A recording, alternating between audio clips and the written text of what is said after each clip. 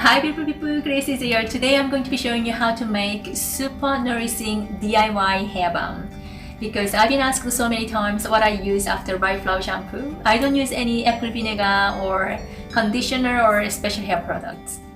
My DIY homemade hair balm is nourishing. It can add shine, smooth curls, eliminate frizz, and it makes your hair thicker and healthier. It goes very well with rice flower shampoo. Excellent!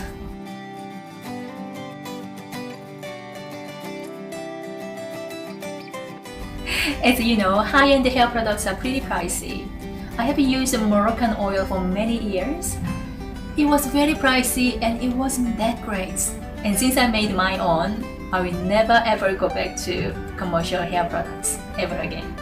Once you invest in some good oils like coconut oil, avocado oil, castor oil, or shea butter, then it is very cheap to make. You can make anytime and it is all natural, 100% natural.